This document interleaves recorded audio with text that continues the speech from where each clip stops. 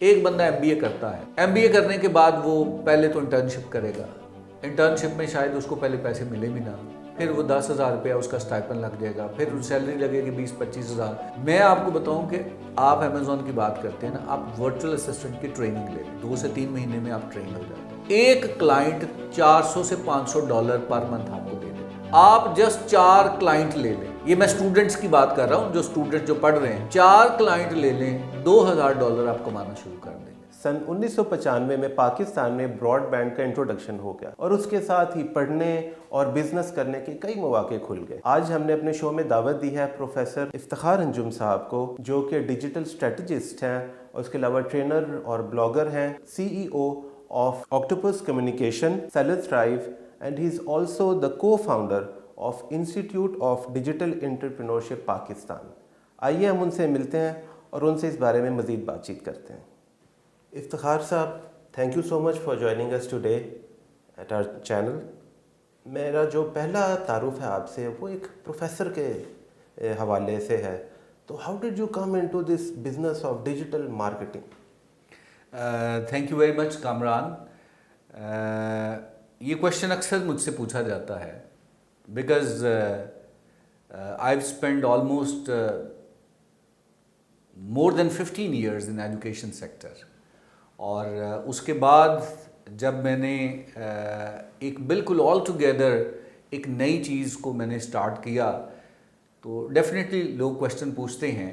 मैं आपको ये बता दूं कि 2017 में मुझे इस चीज़ का एहसास हो गया था कि जो ट्रेडिशनल आपके बिजनेसेस हैं और जो ट्रेडिशनल जॉब्स हैं, in the future, in the very near future, it's not going to be the same.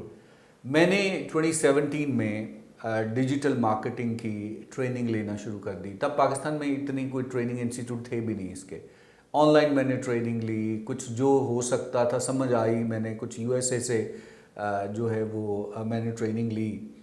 Ultimately करते करते पाकिस्तान में भी इसका जो है वो ट्रेंड शुरू हो गया। मतलब 1 साल के अंदर मैंने डिजिटल मार्केटिंग को अंडरस्टैंड कर लिया। चूँकि मेरी बैकग्राउंड कंप्यूटर साइंसेस से थी, मेरा मास्टर्स कंप्यूटर साइंसेस में भी है, अब मैं इस चीज़ को अंडरस्टैंड करता था, तो that was not difficult for me.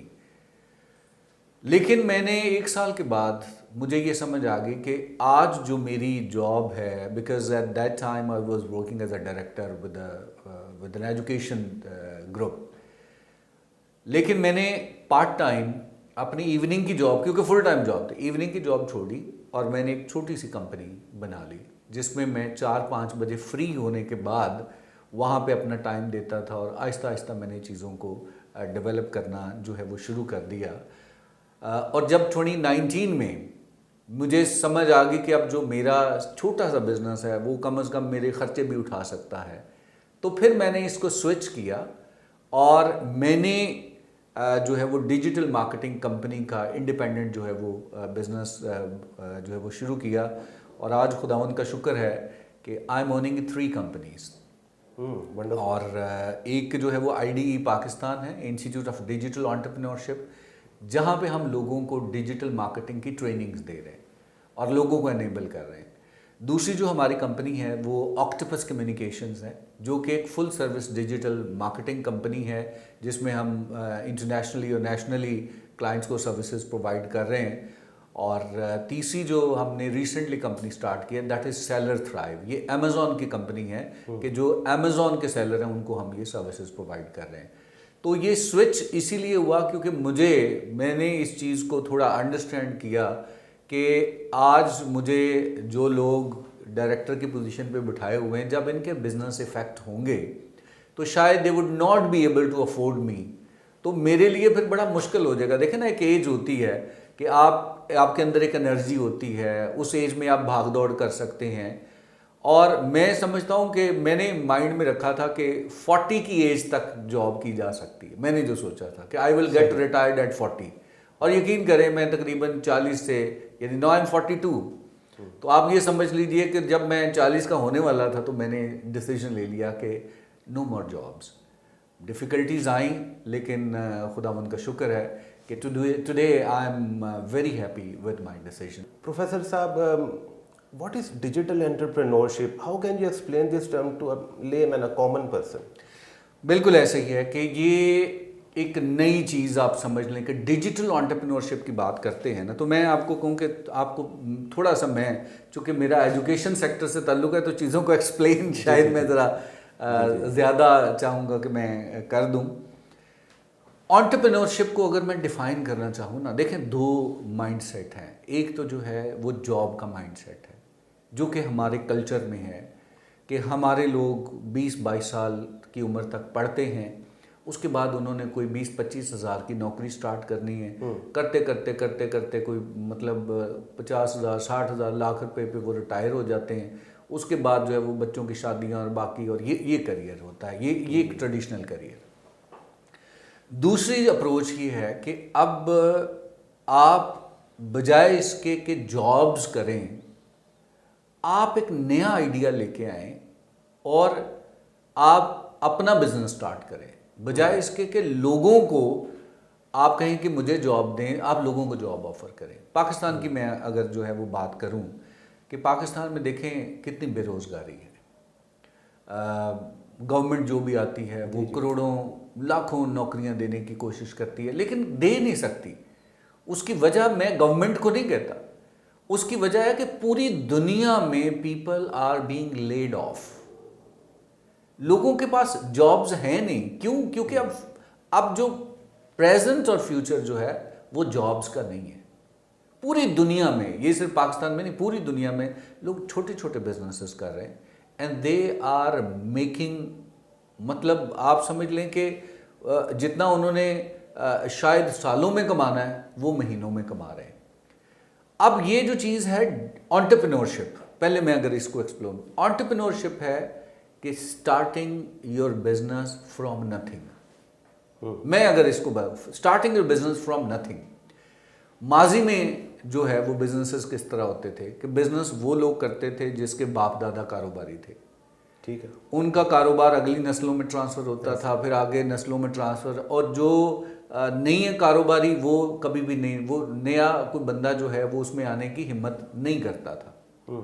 और मुश्किल भी था, बिकॉज एक अगर हम बात करें ना रवायती एंटरप्रेन्योरशिप में, तो आपको रिसोर्सेज चाहिए, आपको पैसा चाहिए, आपको एसेट्स चाहिए, आपको इन्वायरमेंट चाहिए, और उसके लिए क्या है, या तो आपकी जनरेशन आपको ट्रांसफ़र करे या आपके पास पैसे हों। अब पैसे तो बिजनेस से ही आते हैं ना, नौकरी से तो गुजारा ही होता है। ऐसे ही वो थी एक एंटरप्रेन्योरशिप, दैट वाज समथिंग के जो एक, मैं कहता हूं कि एक हद तक जो है वो थी। अब जब हम एंटरप्रेन्योरशिप की बात करते हैं, एंटरप्रेन्योरशिप के साथ आप डिजिटल स्किल्स को मर्ज कर दें तो ये बन जाएगी डिजिटल एंटरप्रेन्योरशिप। अब डिजिटल स्किल्स जो हैं वो, अगर मैं उसकी बात करूं कि डिजिटल स्किल्स की इंपॉर्टेंट आप समझ लीजिए कि आज के दौर में इस तरह से है कि कभी ये आपने सुना था कि जिस बंदे को कंप्यूटर नहीं आता ना वो पढ़ा लिखा नहीं है। आज से 10-15 साल पहले ये स्लोगन जो है वो जब हम पढ़ रहे थे ना, जब हमने शुरू किया काम, यानी आप 15 साल या 20 साल पहले आप जो है वो लगा लें, तब ये था कि जिस बंदे को कंप्यूटर नहीं ना इस्तेमाल करना आता होगा वो इलिटरेट समझा जाएगा।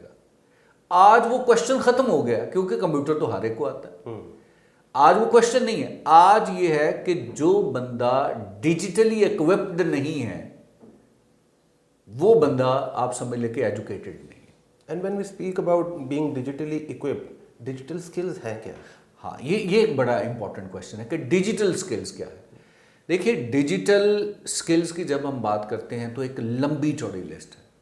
पहली बात तो ये है कि जो कंप्यूटर का इस्तेमाल करना है, खाली इस्तेमाल करना, मैं उसको डिजिटल स्किल खाली नहीं कहता, because that is your need.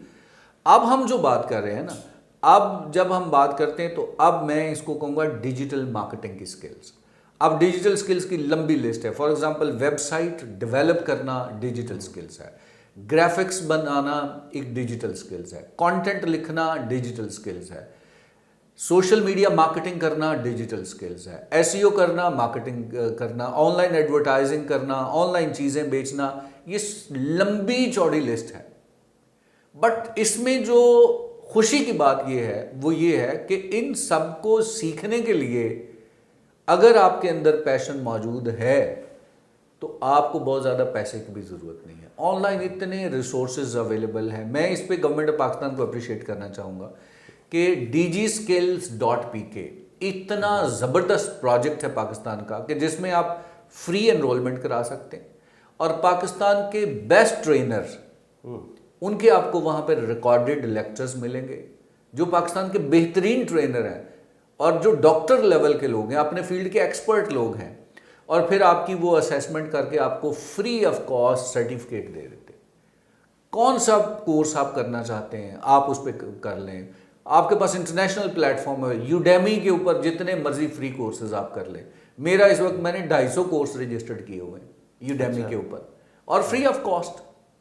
मतलब एक तरीका होता है ना कि फ्री कूपन्स होते हैं, उनके ज़रिए आप जो है वो कर लेते हैं। इसके अलावा बेशुमार इंटरनेशनल वेबसाइट है जहाँ पे आप डिजिटल स्किल्स सीख सकते हैं। तो ये डिजिटल स्किल्स की अगर लिस्ट में बताऊँ तो जब हमने डिप्लोमा किया था तो उस वक्त हमें 18 स्किल्स पढ़ाई गई थी एक डिप्लोमे के अंदर, और अब जो है वो उससे भी लंबी चौड़ी जो है वो लिस्ट जो है वो बन चुकी है। तो जब आप डिजिटली इक्विप होते हैं ना, तो जो बताने का मतलब था कि वो बैरियर जो है कि इन्वेस्टमेंट का बैरियर, वो रिसोर्सेज का बैरियर, वो चीज़ें ख़त्म हो जाती हैं। यानी डिजिटल ने ये किया है कि in real sense you can start your business with zero investment.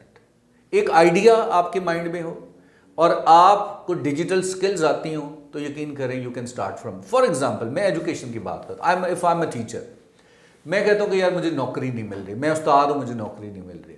अब मैं देखूँ मेरे पास क्या है, मुझे पढ़ाना आता है। लेट से मैं कहता हूँ जी मुझे अंग्रेज़ी पढ़ानी आती है। अब मैं क्या करूँ, मुझे अगर डिजिटल स्किल्स आती हों तो मैं क्या कर सकता हूँ कि मैं उन स्किल्स को इस्तेमाल करते हुए एक छोटी सी वेबसाइट बना लूँ, सोशल मीडिया के ऊपर मैं एडवर्टाइजमेंट करना शुरू कर दूँ। देखिए आज तो एडवर्टाइजमेंट करना भी बहुत आसान है। कभी ऐसा वक्त होता था जब हमने करियर शुरू किया तो उस वक्त ट्रेडिशनल तरीका था ना कि अगर कोई भी बात करनी है तो अखबार में इश्तेहार दो। जी जी। उस वक्त भी अखबार में इश्तेहार देना लाखों रुपए का काम था। आज आप 500 रुपये में फेसबुक में ऐड चलाएं तो लाखों के कम्युनिटी तक आप जो है वो चीज़ें पहुंचा सकते हैं। तो लोगों को बताना is not a big deal. आज तो मैं कहता हूँ कि कोई भी स्किल आपको आती है, साथ डिजिटल स्किल्स को जोड़ लो तो आप वो काम कर सकते हैं। और कितने लोग हैं जो कर रहे हैं, मतलब बहुत सारे ख़वातीन हैं जो घर में जिनको खाना बनाना आता है, उन्होंने सोशल मीडिया के ऊपर अकाउंट बनाया है और जो है वो लोगों को खाना कर रहे हैं। और फिर आपके पास सो मैनी ऑप्शन है। फूड पांडा पाकिस्तान में बहुत काम कर रहा है। तो ये भी आप समझ लें डिजिटल स्किल्स का इस्तेमाल है ना। आप इंडिपेंडेंटली अपना प्लेटफॉर्म बना सकते हैं। और there are so many examples कि लोगों ने जॉब्स जो हैं वो छोड़ के, जिसकी मैं भी एग्जांपल हूँ, अपने करियर जो है वो अपना एंटरप्रेन्योरशिप का, डिजिटल एंटरप्रेन्योरशिप का आगाज़ किया। तो नाउ दे आर सक्सेसफुल। और द फ्यूचर है, मैं आपको बता दूं कि फ्यूचर तो आप समझ लें कि जितने लोग डिजिटली मैच्योर हो रहे हैं ना, उतने ज़्यादा जो लोग जो बिजनेसेस हैं ना वो भी डिजिटली जल्दी मैच्योर हो रहे हैं। यानी मैं एक रिसर्च आपसे शेयर करना चाहूँगा कि दुनिया में 7 बिलियन लोग हैं और 5.5 बिलियन लोगों की मोबाइल फ़ोन तक एक्सेस है। राइट। जबकि सैनिटेशन यानी टॉयलेट जो है वो 4.5 बिलियन को अवेलेबल है। यानी सैनिटेशन की फैसिलिटी जो कि बेसिक है, वो फैसिलिटी से बढ़ के 1 बिलियन ज़्यादा लोग हैं जिनके पास वो है। और अभी जो रह गए ये जो 1.5-2 बिलियन, ये भी मेरा ख्याल है with in year number of, मतलब 1-2 सालों की बात है, आपको ये लगेगा कि शायद हर बंदे के पास ये एक्सेस मौजूद है। प्रोफेसर साहब, पाकिस्तान में 60% पॉपुलेशन यंग है। जी जी। और जो ब्रॉडबैंड सब्सक्राइबर्स हैं उनकी तादाद कोई 100 मिलियन से ज़्यादा है। लेकिन अगर हम इंडिया से कंपेयर करें तो आपको क्या लगता है कि हमारी ई कॉमर्स की जो इंडस्ट्री है वो वाकई अपने फुल पोटेंशियल से ग्रो कर रही है? ये एक बहुत इम्पॉर्टेंट और बहुत बड़ा क्वेश्चन है कि अगर हम अपने आप को इंडिया से कंपेयर करें। पहले देखें 2-3 फैक्टर्स हैं जिनको हमें कंसिडर करना चाहिए। पहली बात तो ये है कि इंडिया और पाकिस्तान की आबादी उसका बहुत डिफरेंस है। यानी एक तरफ 22 करोड़ और एक तरफ 122 करोड़, ठीक है, और उससे भी ज़्यादा, ठीक है। अब उसमें ये है कि अगर हम उसको उस हिसाब से कंपैरिजन करें तो मेरा ख्याल है कि वो शायद उस तरह से कंपैरिजन नहीं बनता। लेकिन अगर हम टेक्नोलॉजी की बात करें तो ये टेक्नोलॉजी तो शायद आबादी के ऊपर डिपेंडेंट नहीं है ना इसमें, तो बल्कि आबादी का कम होना जो है वो प्लस पॉइंट समझा जाता है कि अगर आपकी आबादी कम है तो लोगों को एजुकेट करना और बाकी फैसिलिटीज़ देना, सर्विसेज देना आसान हो जाता है। लेकिन जो मतलब आप समझ लें कि जितना इंडिया सिर्फ ई कॉमर्स से कमा रहा है ना, पाकिस्तान की उतनी इकॉनमी, पाकिस्तान की टोटल इकॉनमी उतनी जितना सिर्फ ई कॉमर्स से कमा। No doubt they are digitally much mature than us, वो हमसे ज़्यादा मेच्योर है। और इसकी वजह मैं बता दूं, इसकी ये नहीं कि पाकिस्तान के अंदर लोगों में पोटेंशियल नहीं है, पाकिस्तान के डेवलपर्स दुनिया के बेहतरीन डेवलपर्स हैं, इंडिया से ज़्यादा अच्छे डेवलपर हैं हमारे। राइट। पाकिस्तान का पोटेंशियल दुनिया से ज़्यादा अच्छा है, लेकिन बिजनेस पाकिस्तान को नहीं मिल रहा। उसकी वजह क्या है? उसकी वजह है प्रोफेशनलिज्म। पाकिस्तानियों के अंदर प्रोफेशनलिज्म नहीं है। अब देखें ना, अभी जब हम डिस्कशन कर रहे थे तो एक दोस्त ने अपना बैड एक्सपीरियंस जो है वो बयान किया कि उन्होंने शूज़ ऑर्डर किए कुछ 6-6.5 हज़ार के और कुछ 600 रुपये के वो बच्चों के शूज़ निकल आए और उसके बाद क्या हुआ कि रिस्पॉन्ड भी कोई नहीं किया।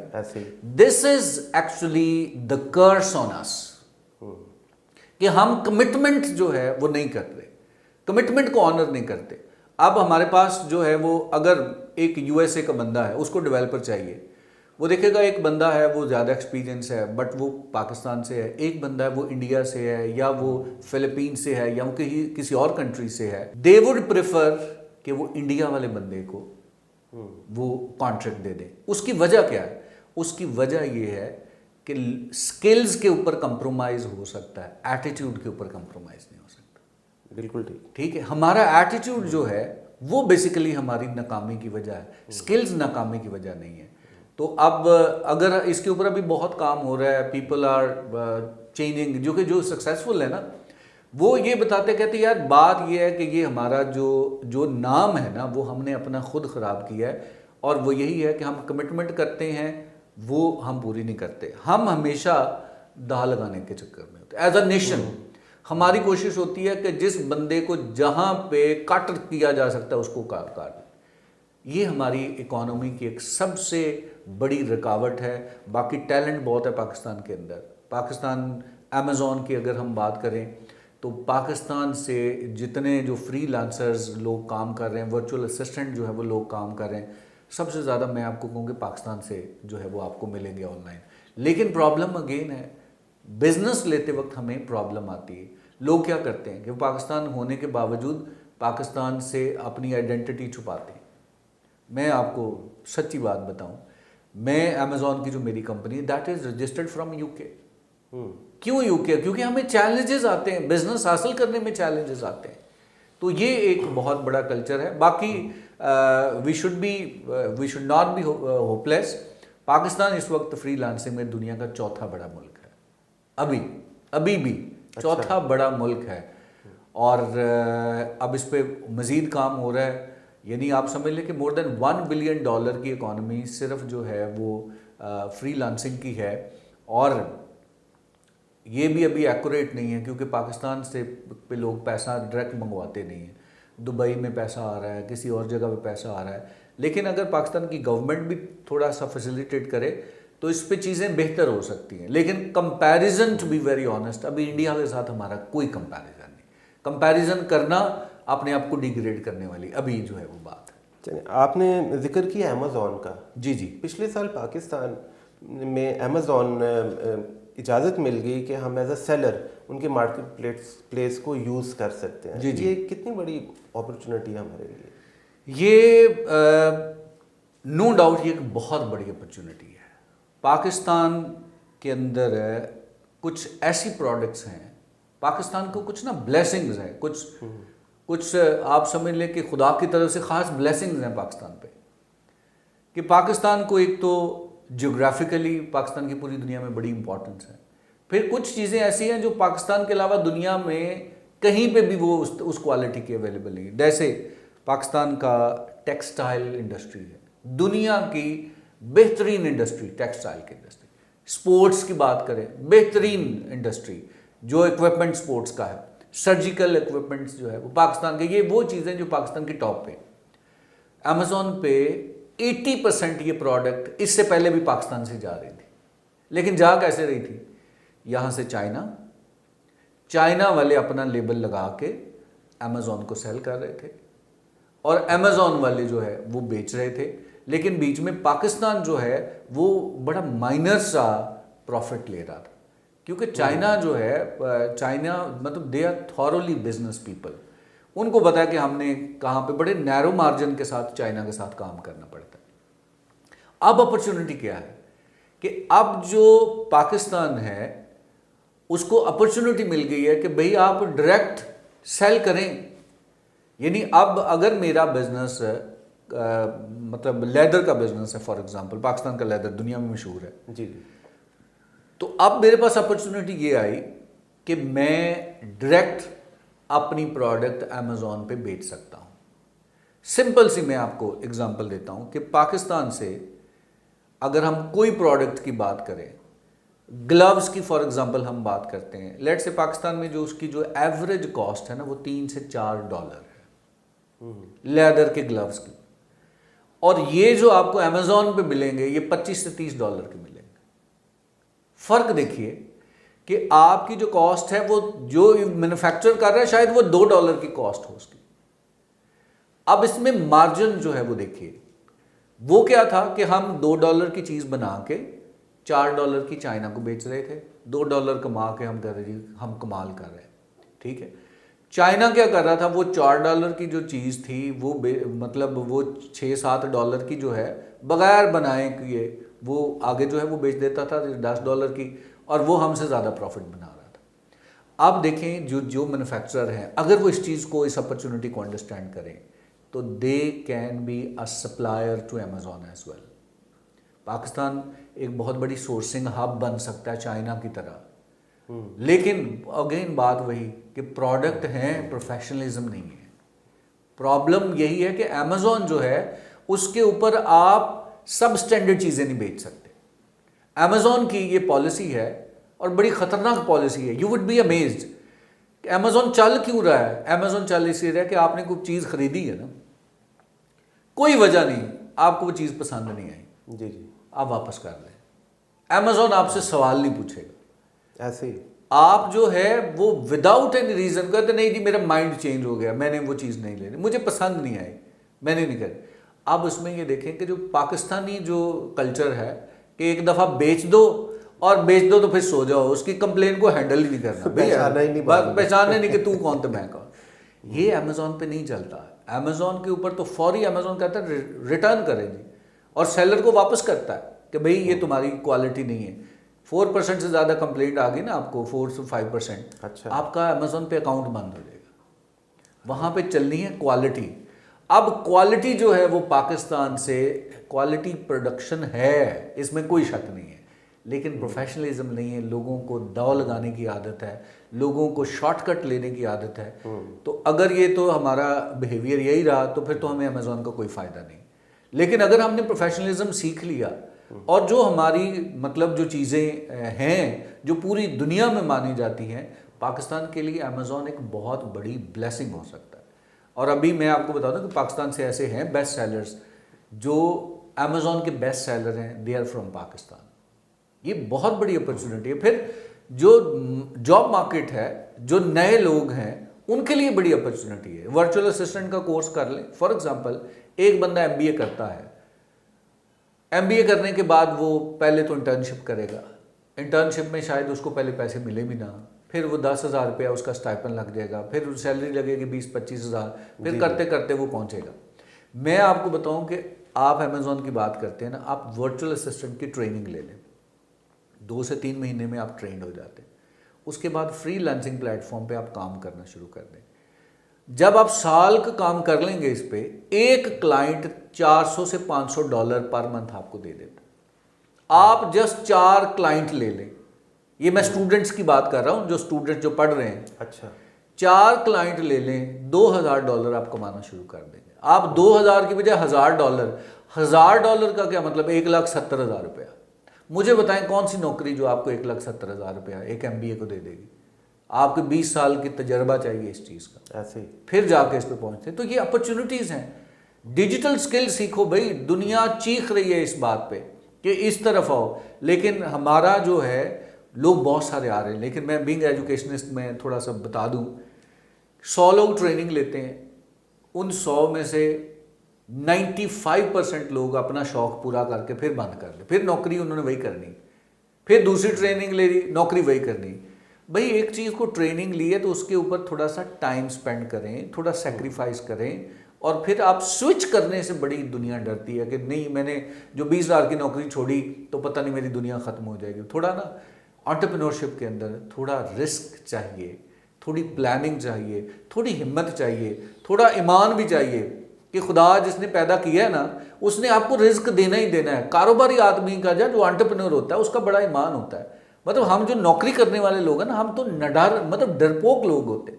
हमें डर होता है कि पता नहीं हमने भूखे मर जाना है, पता नहीं ये हो जाना है, रिसोर्सेज होने के बावजूद मतलब वी डोंट टेक रिस्क।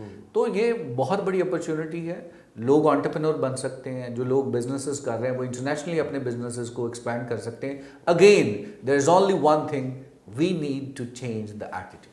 आपने कम्युनिटी के हवाले से भी सर्विसेज की हैं और पाक मिशन सोसाइटी के साथ भी आपका अफिलिएशन रहा है, उसके बारे में बताइएगा। What is your contribution? जी, पाक मिशन सोसाइटी जो है वो बहुत बड़ा कम्युनिटी के लिए जो है वो काम कर रही है, और मेरा उनके साथ एक छोटा सा जो कंट्रीब्यूशन है, चूँकि मेरी अमेज़ॉन की एक एजेंसी है और हम ट्रेनिंग्स भी देते हैं, तो उनके साथ मिलके हमने एक फ्री ट्रेनिंग का आगाज़ किया कि जिस पे उन्होंने कुछ लोगों को सिलेक्ट किया, तकरीबन 100-125 लोगों का ग्रुप है, और उसमें हर वीकेंड पे सैटरडे को हम 1.5 घंटे का सेशन हमारा होता है फ्री ऑफ कॉस्ट, जो अमेज़ॉन की प्राइवेट लेबल की जो ट्रेनिंग है जिसकी के कॉस्ट मार्केट में $75,000 है, बट वो हम कर रहे हैं फ्री ऑफ कॉस्ट।